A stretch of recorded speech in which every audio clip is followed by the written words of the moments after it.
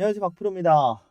지금 양자 관련주들의 급락세가 너무 좀 과도하다 싶을 정도로 심하죠. 말 그대로 3분의 1 토막이 좀 났다. 자, 그런데 이 젠슨왕의 한마디 때문에 이렇게 급락을 했다라고 보기보다는 물론 영향도 있습니다만 사실 저는 더 중요한 부분이 있다라고 생각을 합니다. 어쨌든 지금 시간 외에서 반등을 하고 있는 상황도 마찬가지고 양자 쪽이 지금 상용화 단계 30년 말도 안 된다. 지금 반박들이 하나둘씩 나오고 있는 상황이거든요. 자, 그런데 그럼에도 불구하고 다이나믹한 V자 반등을 보여주지 못하고 있습니다. 그 이유는 지금 트럼프 관련된 문제도 있을 것이고 지금 앞으로 이 달러 약세, 기술주 라인의 약세 요런 부분들이 좀 시장에서 좀 작용이 되고 있거든요.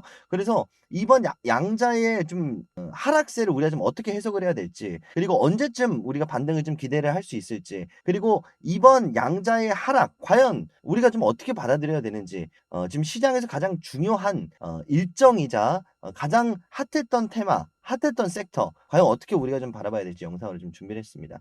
짧게 굉장히 중요한 내용 굵게 준비를 했으니까 영상 끝까지 시청해 주시고요. 구독, 좋아요 부탁드리고 영상 시작하도록 하겠습니다. 자, 그럼 순서대로 우리가 한번 좀 보도록 할 텐데, 자, 그럼 젠슨 황의 발언대로 정말 양자 컴퓨터의 상용화는 멀었는가? 이 부분을 좀 체크를 해야 되겠습니다. 자, 젠슨 황의 발언 이후에 D-Wave 퀀텀 CEO가 양자 컴퓨터 발언에 대해서 반박을 하기 시작을 했습니다. 30년 아니다. 지금 당장이다. 우리는 지금 당장도 마스터카드, 그리고 일본의 NTT, 도코모 이런 기업들의 이미 비즈니스 운영에 우리 제품이 들어가 있다. 그래서 상용화는 지금이 맞다라는 건데, 자, 그렇지만 그럼에도 불구하고 젠슨 황이 이렇게 얘기한 거에 대해서 좀 힘이 실리는 이유는 뭐냐면, 상용화는 알겠는데 결국은 이게 돈이 되냐 이거죠. 실제 문제 해결에 활용되고 있지만 결국은 실적이 안 나오기 때문에 이걸 실제로 상용화라고 할 수 있냐 이거죠. 자, 그래서 얘기가 나오는 건 최근 분기 매출 190만 달러, 전년 동기 대비 오히려 27% 감소한 모습. 자, 그렇다는 건 상용화 단계에 있지만 아직 양자 컴퓨팅 기술이 초기 단계이기 때문에 진짜 좋았으면 더 늘어났지 왜 줄어들었냐라는 소리를 듣고 있는 겁니다. 자, 그래서 결국은 절반은 맞고 절반은 틀린 얘기다라고 볼 수가 있겠는데요. 어쨌든 상용화 단계임에는 맞습니다만 이게 돈으로까지 연결은 안 되고 있는 상황이다. 여기 보이는 알람 바라츠가 D-Wave 시스템의 CEO입니다. 자, 그래서 이 부분이죠. 상용화가 정말로 이제 된다면, 상용화 단계로 넘어가고 이걸 사업에 활용할 수 있다면 그걸 돈으로 가지고 와야 되는 거거든요. 그러니까 이 부분에 대해서 젠슨왕이 견제하기 위한 견제구의 목적으로 그런 발언을 했을 수도 있을 것이고, 실제로 그럴 가능성이 높다라고 보고요. 왜냐면 젠슨 왕이 본인이 진짜 아이온큐와 함께 지금 프로젝트를 진행을 하고 있는데, 자, 이번 CES 기조 연설에서 개인용 슈퍼컴퓨터를 출시를 하겠다라고까지 했던 양반이 갑자기 멀었다? 이건 말이 안 되잖아요. 자, 그래서 가장 중요한 일정이 한 가지가 있죠. 퀀텀 월드 콩쿠레스. 이 양자 세계 연합이 CES에서 발표를 합니다. 자, 일정은 25년 1월 9일 현지 시간으로 아침 9시부터 시작을 해서 11시 40분까지 오전 시간이 전부 다 잡혀져 있습니다. 그래서 대표적인 인물 몇 분만 제가 가지고 왔는데요. 아이온큐 CMO 마케팅 담당하시는 분이고요. IBM 퀀텀 IBM의 바이스 프레지던트 부회장님이시고요. 그리고 마이크로소프트의 헤드 그로스 수석 연구원입니다. 그래서 양자에 관련해서 지금 퀀텀 이즈 히어, 양자가 우리 실생활에 다가왔다. 뭐 이런 주제로. 그리고 인터내셔널 이어 오브 퀀텀, 올해는 양자의 해가 분명하다. 그래서 올해 과연 어떤 산업, 인더스트리 챌린지입니다. 그래서 올해 산업 분야에 있어서 양자가 굉장히 많은 혁신을 가지고 올 것이다. 언제? 올해. 그래서 올해부터, 지금 일단 기술력이 좋은 건 알겠으니까 올해부터 결국은 투자를 받고 올해부터 상용화 단계로 넘어갈지, 이 부분에 대한 이야기가 나올 거고요. 자, 그리고 퀀텀 이즈 나우 해서 이제 임프루브먼트, 뭐 증명할 단계다. 뭐 이런 얘기입니다. 지금 unprecedented니까 지금 숨겨져 있는 걸 지금 뭐 증명을 해야 된다. 어쨌든 양자가 증명을 해야 되는 그런 시기다라는 내용. 일단 공개적인 내용 그리고 특징적인 내용은 뭐냐면, 일단 마케팅을 하시는 분이 오고요. 그리고 2025년에 산업 관련해서 결국은 양자를 돈으로 바꾸는 그 분야에 대해서 이번 1월 10일에 우리나라 시간으로입니다. 우리나라는 1월 10일 새벽이니까 1월 10일 새벽에 발표가 있다라는 거. 그리고 여기에서 양자 관련해서 지금 상용화 아직 멀었다. 이 부분에 대해서 어떻게 좀 반박을 할지. 알람 바라츠 씨가 주장한 거, 사실 돈을 못 버는 기업의 CEO가 이런 식으로 발언을 하면 맞는 말을 해도 틀린 말처럼 들리잖아요. 그러니까 실제로 마이크로소프트라든지 대장격에 있는 아이온큐라든지 지금 돈을 벌고 있는 IBM 쪽에서 좀 비전을 제시를 해 주는 게 보다 효과적으로 먹힐 수 있다는 겁니다. 그래서 여기서 나오는 반박이 실제로 시장에 반영이 된다라고 한다면 1월 10일 이후에 반등세가 나올 수가 있어요. 그래도 지금 사실 이 정도의 반박은 그렇게 크게 먹히지 않을 수 있다는 겁니다. 실제로 V자 반등이라든지 이런 과대 낙폭이다라는 것이 먹히려면 1월 10일 요 월드 퀀텀 콩그레스가 굉장히 중요하다라는 거. 그렇기 때문에 지금 양자가 결국은 젠슨항 한마디에 급락을 했다라고 합니다만, 사실 가장 크게 좀 급락을 했던 이유 중에 하나는 뭐냐면 쉽게 얘기해서 지금 당장 돈을 못 번다는 거예요. 돈을 못 번다는 건 무슨 뜻이냐? 결국은 지금 시장 자체가 흔들리고 있다는 얘기가 되기도 합니다. 시장이 굉장히 좋을 때는 돈을 못 벌어도 기술력만 좋으면 주가가 올라갔거든요. 근데 이젠 기술력이 아니라 돈을 벌어야 되는 기업들이 살아남아야 되는 시장이다로 우리가 해석할 수 있습니다. 그런 상황에서 엔비디아 젠슨항이 15년에 초기 제품 나오고 30년대라고 한다면 기업이 30년 동안 돈을 못 번대. 그럼 떨어지는 거죠. 자, 대표적인 예시로 같은이라고 표현하기 좀 그렇고, 어쨌든 커다란 양자 컴퓨터 관련해서 사업을 하고 있는 IBM 주가는 떨어지지 않았어요. 왜냐? IBM은 돈을 버니까. 그러니까 양자 기술력이 문제가 아니고요.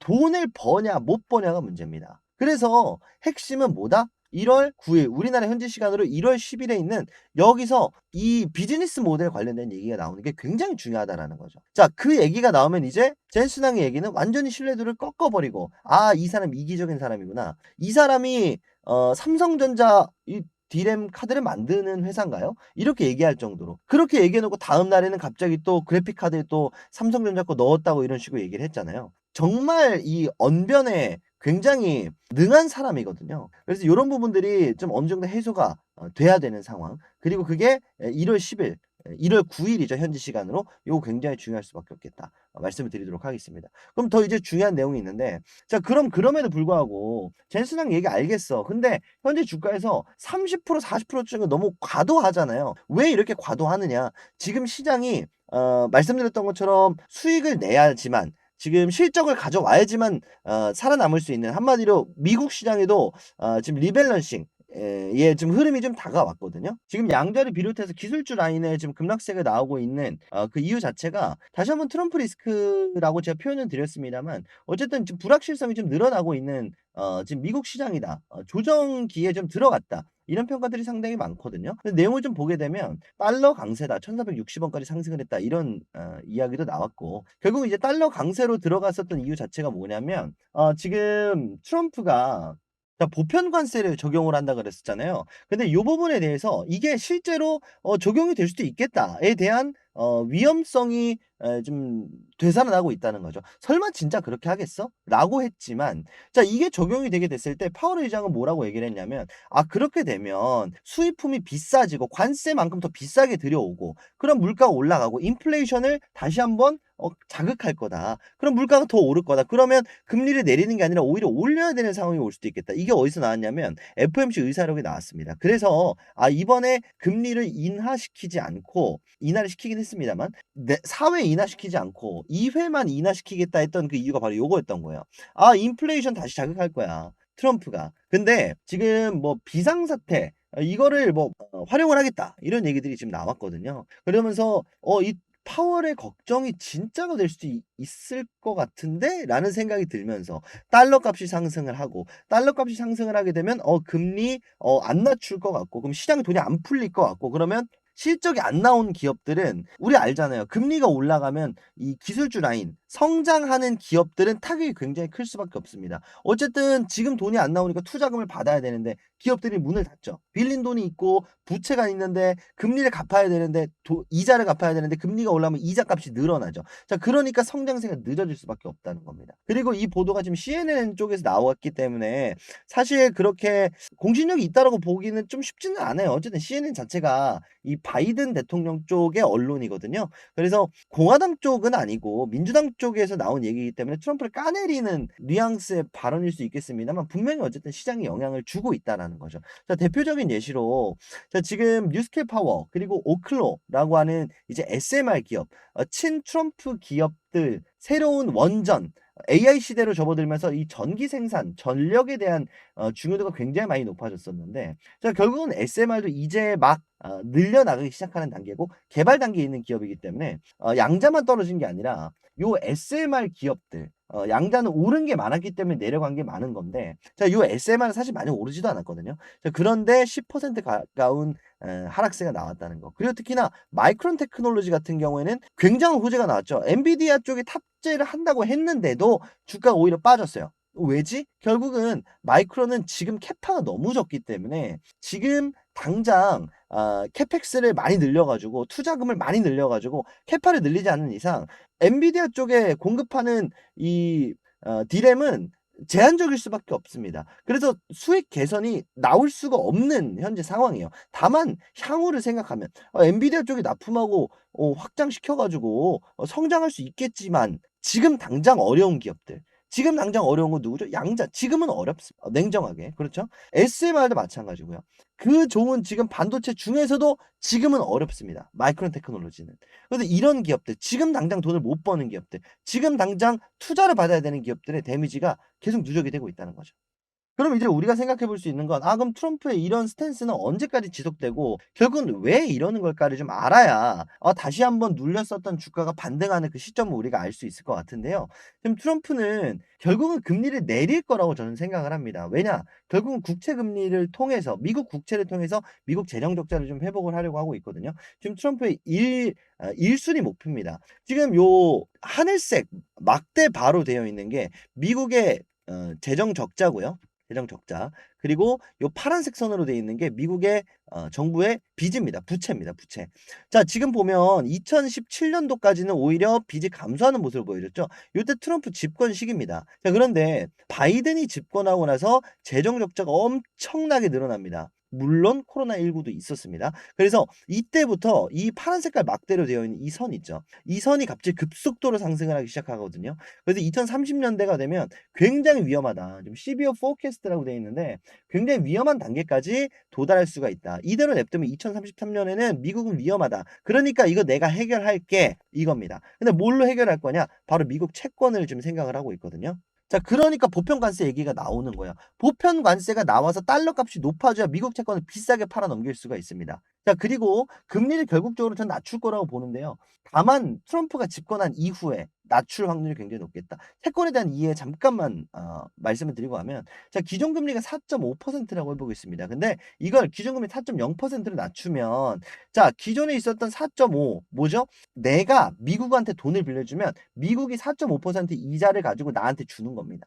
굉장히 안전하죠. 미국이 보증인이니까 전 세계에서 가장 안전한 투자 상품이 미국 국채입니다. 절대 망하지 않는 나라. 근데 이 금리가 계속해서 낮아지게 되면 어떻게 되죠? 기존에 있었던 채권에 대한 가치가 오히려 상승하죠. 자, 기준금리가 낮아졌으니까 지금부터 사면 4.0이야. 근데 이걸 작년에 샀던 사람들은 4.5. 0.5를 더 받네. 10년물이면 10년 동안 더 받을 수 있어요. 어마무시하죠. 자, 달러 값이 상승을 한다는 건 미국에 대한 보증 가치가 늘어나는 거고 금리를 낮추게 되면 결국은 지금 트럼프가 집권하고 나서 채권을 대량으로 매입해 놓고 나서 금리를 낮추면 기준금리가 쭉쭉쭉쭉쭉 떨어지면서 기존에 트럼프가 매입해 놨던 채권의 가치는 어마무시하게 상승을 할 겁니다. 이걸 가지고 지금 트럼프가 미국 재정 적자를 갚겠다는 얘기를 사실 수도 없이 했었거든요. 자, 이렇게 되면 주식 시장에 잠시나마 데미지가 올 수 있습니다. 왜냐하면 미국이 고금리 시장이었잖아요. 고금리 시장이 저금리 시장으로 바뀌면서 이제 미국 시장에 투자할 메리트가 줄어들게 되는 거죠. 이해되셨죠? 자, 그런데 트럼프는 이 부분까지 지금 염두를 해두고 있는 상황입니다. 왜냐? 지금 나스닥의 60% 가량 되는 물량을 누가 외국인이 가지고 있는데요. Foreign Holdings입니다. 외국인 보유 수량입니다. 근데 그 대부분이 또 중국이에요. 중국 견제까지 하면서 본인은 채권 가격을 높이면서 그리고 본인이 물량을 다 매입해 놓고 다 매집해 놓고 그다음에 금리 낮추면 주식장 떨어지면서 중국 견제하죠. 본인들이 잡아놓은 채권 가지고 매도해서 국가 부채 갚아버리죠. 그러면 꽉 먹고 알 먹고가 되는 겁니다. 그런 상황이기 때문에 그 잠시 기간의 동안에는 시장이 좀 흔들릴 수밖에 없겠고, 지금 당장 돈을 못 버는 기업들은 결국 금리를 한동안 낮추지 않는다. 금리를 낮출 거기 때문에 많이 들어왔었던 그 기대 물량들이 이탈하는 모습을 보여줄 수밖에 없습니다. 자, 그럼 우리가 이런 내용들을 좀 종합을 해서 언제부터 좀 반등을 할 것인가? 미국 시장에 반등을 할 것인가? 언제부터 다시 한번 이 기술주 라인에 좀 슈퍼 사이클이 돌아올 것인가? 이 부분을 좀 한번 정리를 해 보려고 하는데요. 일단 우리나라 이제 대기업들이 이런 좀 전망을 내놨습니다. 우리나라에서 예측한다고 무슨 의미가 있겠냐라고 얘기를 하실 수도 있겠지만, 우리나라 그래도 대기업들에 있는 요렇게 좀 사업을 집행하는, 예산을 집행하시는 분들은 정말 날고 기시는 분들이 굉장히 많아요. 근데 요런 분들한테 물어봤을 때 환율이 1,300 원대까지 내려간다가 지금 과반수 이상입니다. 왜냐? 결국은 지금 당장은 달러 강세고 지금 당장은 불확실성이 있습니다만, 막상 트럼프가 취임되고 나서는 실제로 이게 시행되지 않을 확률이 굉장히 높겠고, 불확실성이 해소가 되면, 그리고 말씀드렸던 것처럼 트럼프가 1월 20일에 취임을 하거든요. 취임을 하고 나서 채권을 다 매입을 하고 나서는 본격적인 금리 인하 시장으로 넘어올 수가 있다는 거. 자, 그렇게 되면 지금 JP 모건이 전 세계에서 달러를 가장 많이 가지고 있어요. 근데 이 JP 모건이 지금 내년 말, 작년 기사거든요. 자, 하반기서부터 물량을 풀겠다라는 이야기가 또 나왔습니다. 그래서 지금 2025년도 하반기서부터는 본격적인 달러 약세가 시작될 것이다에 대한 근거가 상당히 많은 현재 상황입니다. 다만 그 전에 지금 상승에 대한 이 fear가 너무 높은 거죠. 공포감이 너무 높은 거죠. 자, 그리고 트럼프 취임 전에 리스크를 가지고 굳이 지금 투자를 할 이유도 없는 거고요. 막상 취임하고 나서 본격적으로 정책이 시행되고 나서 그때 투자금을 투여해도 늦지 않죠. 왜 굳이 지금 하락장에 투자를 하려고 하겠습니까? 왜 그때까지 오히려 미련하게 기다리겠습니까? 일단 차익 실현하는 거죠. 트럼프가 양자 안 밀어줄까요? 밀어주죠. 근데 안 밀어줄 수도 있는 거 아니야? 이런 생각이 드는 상황에서 굳이 홀딩을 할 필요가 없잖아요. 왜? 당장 아이온큐를 비롯한 양자 기업들이 내일 호재가 나옵니까? 내일 모레 갑자기 상용화 됩니까? 이게 아니잖아요. 상용화는 어쨌든 내년, 내후년까지도 일정이 잡혀져 있기 때문에 굳이 이렇게 우리가 홀딩을 할 이유는 없다는 거죠. 그렇다고 해서 CES에서 뭐 대박 뭐 호재가 나왔습니까? 아니잖아요. 오히려 악재가 나왔잖아요. 이런 부분들을 굳이 리스키하게 가지고 갈 필요가 없다는 거죠. 자, 그리고 또 한 가지 포인트. 자, 이번에 일본이 금리를 인상할 수도 있습니다. 자, 금리를 인상하게 되면 달러 가치는 더 급속도로 떨어지게 될 텐데요. 1월 24일 요때 일본 중앙은행에서 금리에 대한 결정이 나옵니다. 사실 지난번에 인상을 해도 이상하지 않았는데 트럼프한테 복종하는 의미로서 금리를 동결로 갔어요. 그런데 요번에 트럼프가 US 스틸 그리고 바이든이 요거를 커트를 시켰거든요. US 스틸을 지금 일본에서 인수를 하려고 그랬는데, 요거를 트럼프는 "이거 왜 파냐? 관세 매기면 어차피 살아날 기업이야." 자, 지금 바이든도 마찬가지죠. "이거는 너네 너무 날로 먹는다. 안 돼." 이렇게 얘기를 했습니다. 자, 일본 입장에서 황당하죠. 지금 미국 쪽에서 철강업을 지금 "우리나라 쪽에 좀 투자를 해라." 이렇게 하고 있는 상황에서, 우리나라 현대차는 지금 10조 원 가량 투입을 하면서 지금 현재 일자리를 만들려고 하는데, 그럼 일본 입장에서 가야 되는데, 지금 미국이 많이 눌러놨잖아요. 일본 엔저를 만든 게 바로 미국이잖아요. 엔캐리 트레이드 때문에. 근데 아니 일본 입장에서도 지금 엔화가 똥값이 된 상황에서 미국 가려면 너무 비싸잖아요. 그러니까 새로 지으면 너무 비싸니까 "우리 그냥 망해가는 기업 인수를 하겠습니다."라고 했는데, 그건 또 안 된다네. 뭐 어떻게 하라는 겁니까? 이거 완전 호구 잡혔네. 이런 생각이 당연히 들 수밖에 없는 상황이에요. 자, 그러니까 이번엔 안 돼, 안 돼, 안 돼. 그럼 우리 1월 24일에 금리 올릴게. 우리 이러다 다 죽어. 이런 생각이 지금 분명히 있을 거거든요. 그래서 1월 24일 요때 좀 한번 시장의 충격, 그리고 트럼프가 취임하고 나서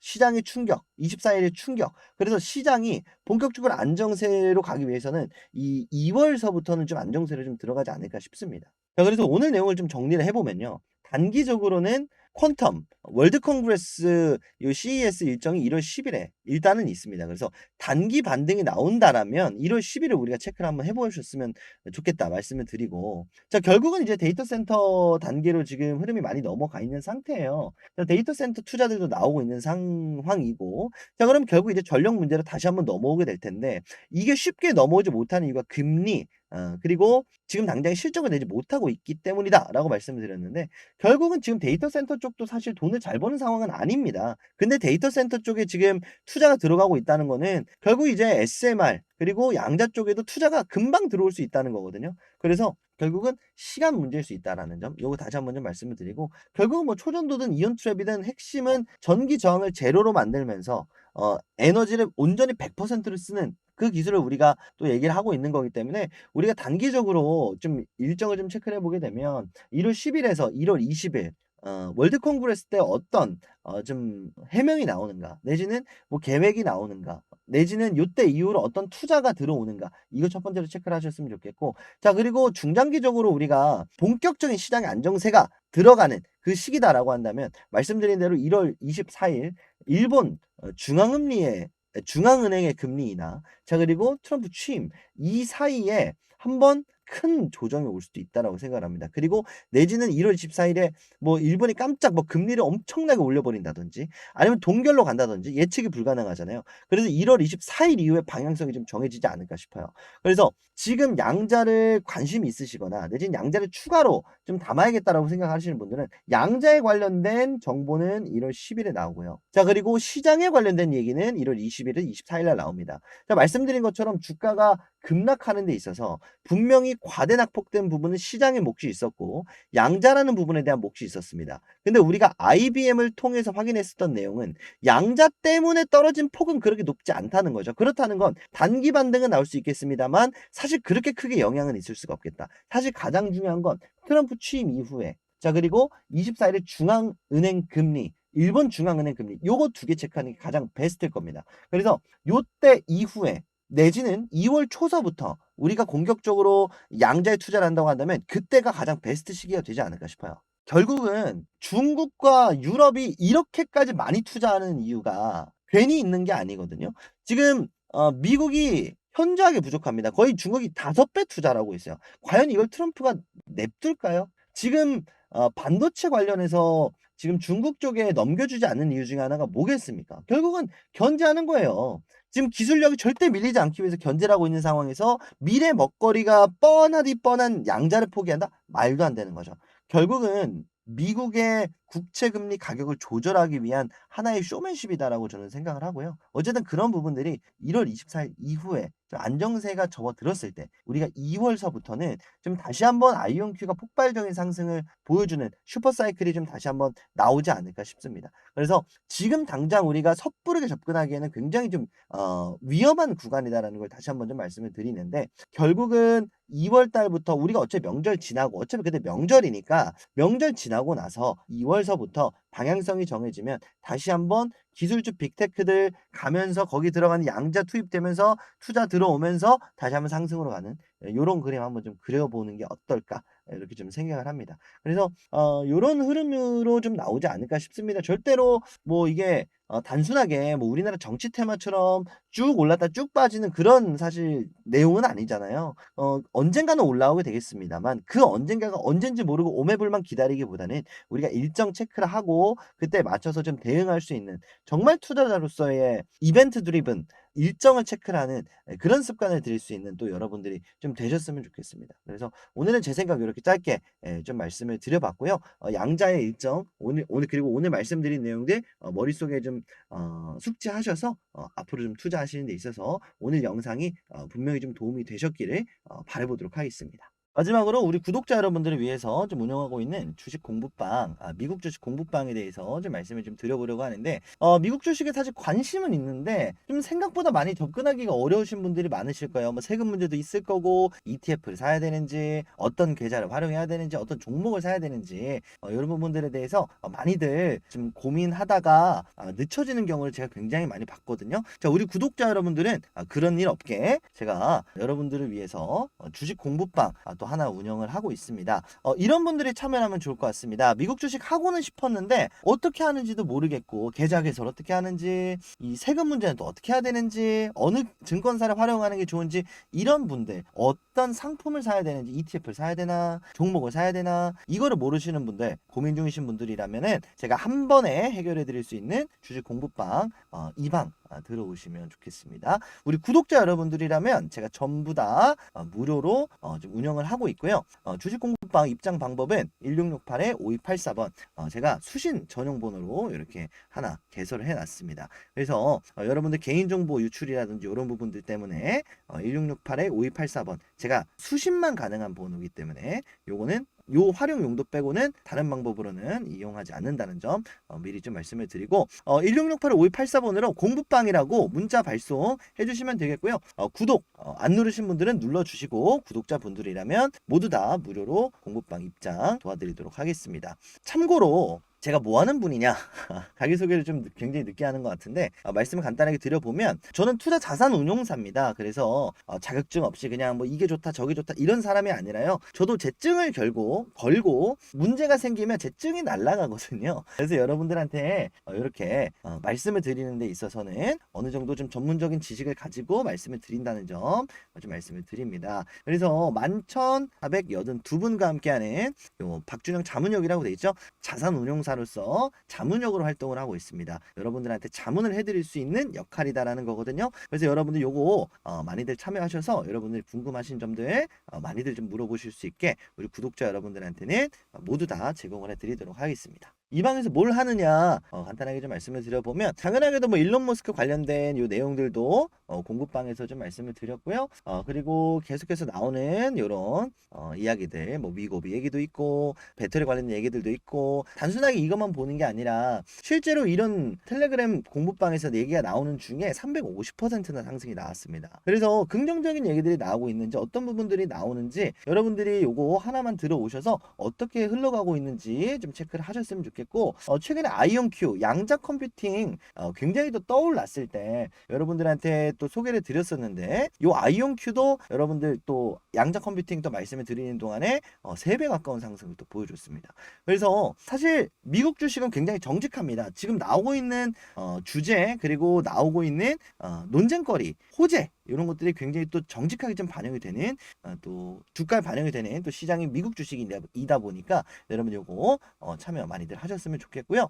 여기서는 앞서 말씀드린 것처럼 어떤 종목을 사야 되는지 그러면 지금 고가에서 굉장히 부담스러우신 분들도 있으실 수 있어요. 자 그러면 이제는 테슬라가 많이 올랐으니까 좀 되게 부담스러워요. 많이 올라봐야 $1,000 가봐야 뭐 2배 아닌가요? 1년 동안 2배?